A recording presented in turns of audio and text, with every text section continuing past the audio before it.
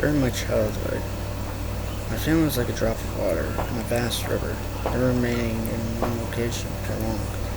We settled in Rhode Island when I was 8, and there remained until I went to college in Colorado Springs. Most of my memories are rooted in Rhode Island, but there are fragments in the attic of my brain which belong to the various homes we had lived in when I was much younger. Most of these memories are unclear and pointless. Chasing after another boy in the backyard of a house in North Carolina, trying to build a raft to float on the creek, find the apartment we rented in Pennsylvania, and so on. I often wonder whether these memories are simply lucid dreams produced by the long sickness I experienced that spring, but in my heart, I know they are real. We were living in a house just outside the bustling metropolis of New Vineyard, Maine, population 643. It was a large structure, especially for a family of 3. There were a number of rooms that I didn't see in the 5 months we resided there. In some ways, it was a waste of space, but it was the only house on the market at the time, at least within an hour's commute to my father's place of work. The day after my birthday, told by my parents alone, I came down with a fever. The doctor said I had mononucleosis, which meant no rough play or fever for at least another 3 weeks.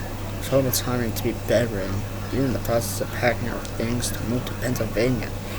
Most of my things were already packed away in boxes, leaving my room barren. My mother brought me ginger ale and books several times a day. They served the function of being my primary form of entertainment for the next few weeks. Boredom always loomed just around the corner, waiting to rear its ugly head and compound my misery. I don't exactly recall how I met Mr. Widemouth. I think it was about a week after I was diagnosed with mono. The first memory of the small creature was asking him if he had a name. He told me to call him Mr. Widemouth because his mouth was large. In fact, everything about him was large in comparison to his body. His head, his eyes, his crooked ears. But his mouth was by far the largest. Kind of like a Furby, I said as he flipped through one of my books. Mr. Widemouth stopped and gave me a puzzled look. Furby? What's a Furby? I don't know why I gave him that voice. Fuck it. Fucking think it's cool. Fuck it. It fits. He asked.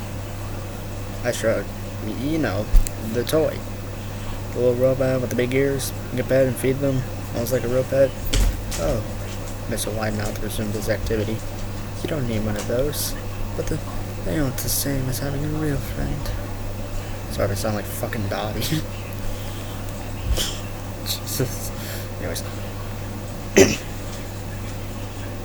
remember Mr. Widemouth disappearing every time my mother stopped by to check in on me. I lay under your bed. I lay under your bed. He later explained. I don't want your parents to see me because I'm afraid they won't let us play anymore. I'm gonna give them that sort of pedo sound. Jesus. I'll try and switch back. We didn't do much during those first few days. Mr. Widemouth just looked at my books, fascinated by the stories and pictures they contained. The 3rd or 4th morning after I met him, he greeted me with a large smile on his face. I have a new game we can play, he said. We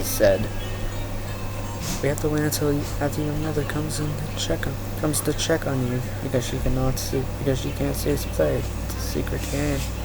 After my mother delivered more books and soda at the usual time, Mr. Widemouth slipped out from under my bed and tugged my hand. We have to go to the room at the end of this hallway, he said. I objected at first, as my parents had forbidden me to leave my bed without their permission, and Mr. Widemouth persisted until I gave in. The room in question had no furniture or wallpaper. Its only distinguishing feature was a window opposite the doorway. Mr. Widemouth darted across the room and gave the window a firm push, pointing it open, and then beckoned me to look out ground below. We were on the second story of the house, but it was on a hill, and on this angle the drop was farther than 2 stories due to the incline. I like to play pretend up here. Mr. Widemouth explained. I pretend that there was a big soft trampoline below this window, and I jumped. If you pretend hard enough, you bounce back up like a feather. I want you to try. It was only was a 5-year-old at fever, so only a hint of skepticism darted through my thoughts as I looked down and considered the possibility. It's a long drop, I said. That's all a part of the fun. It wouldn't be fun if there was only a short drop. If it were that way, you may as well just bounce on a real trampoline. I toyed with the idea, picturing myself falling through thin air only to bounce back up and only to bounce back to my window on something unseen by human eyes. But the realist in me prevailed. Maybe some other time, I said. I don't know if I have enough imagination. I could get hurt. Because my best face contorted into a snarl, but only for a moment. Anger gave way to disappointment. Maybe you say so, he said. Spent the rest of the day under my bed, quiet as a mouse.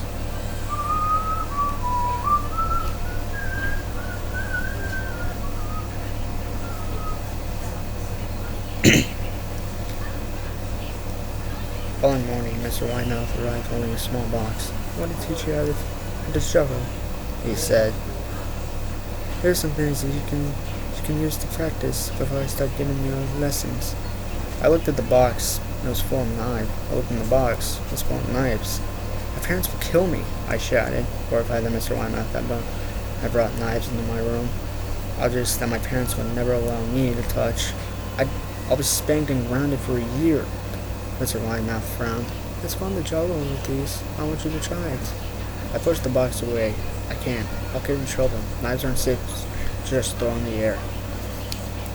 Okay, wait, side note here. Honest to God, that's not Mr. Widemouth. I'm kicking his ass like a soccer ball. That's just me. Mr. Widemouth's frown deepened into a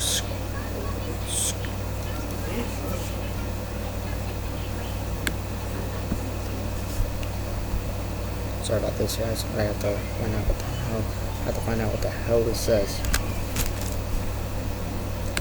Scowl.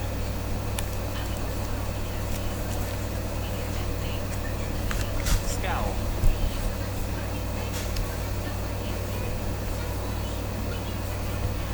Scowl. Deepened into a scowl. He took the box of knives and slung them in my bed, remaining there the rest of the day. I began to wonder how often he was under me. Sorry, I had a yawn there. I started having trouble sleeping after that. Mr. Widemouth often woke me up at night, saying he put a real trampoline under the window, a big one that I couldn't see in the dark. I always declined and tried to go back to sleep, but Mr. Widemouth persisted. Sometimes he stayed by my side until early in the morning, encouraging me to jump. It wasn't so fun to play with anymore. My mother came to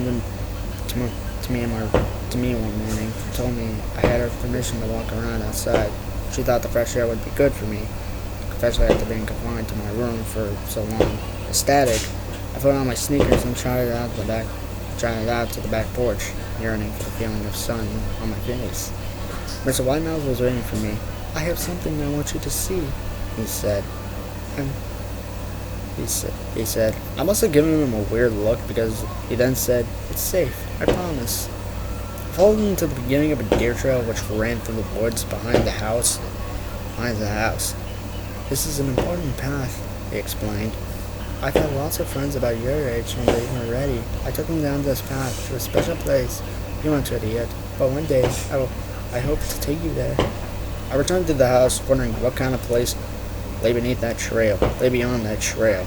2 weeks after I met Mr. Widemouth, the last load of our things had been packed into a moving truck. I would be in the cab of that truck, sitting next to my father for the long drive to Pennsylvania. I considered telling Mr. Widemouth that I would be leaving. Being at 5 years old, I was beginning to suspect that perhaps the creature's intentions were not to my benefit, despite what he said otherwise. For this reason, I decided to keep my departure a secret. My father and I run the truck at 4 a.m. He was hoping to make it to Pennsylvania by lunchtime tomorrow, with the help of an endless supply of coffee and a six-pack of energy drinks. He seemed more like a man who's about to run a marathon rather than one who is about to spend 2 days sitting still. Really enough for you? Really enough for you? He asked. I nodded and placed my head against the window, hoping for some sleep before the sun came up. I felt my father's hand on my shoulder. This is the last move, son. Promise. I know it's hard for you, as sick as you've been. As Eddie gets promoted, we can settle down and we can make friends. Opening my eyes as we backed out of the driveway, I saw Mr. Widemouth's silhouette in my bedroom window. He stood motionless until the truck was about to turn onto the main road. He gave a pitiful little wave of goodbye, steep steak knife in hand. I didn't wave back. Years later, I returned to New Vineyard. The piece of land our house stood upon was empty, except for the foundation.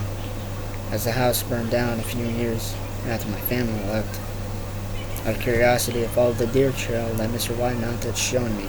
Part of me expected him to jump out from behind a tree and scare the living bejesus out of me. But I felt that Mr. Widemouth was gone, somehow tied to the house that no longer existed. The trail in New Vineyard Memorial Center. I noticed that many of the tombstones belonged to children.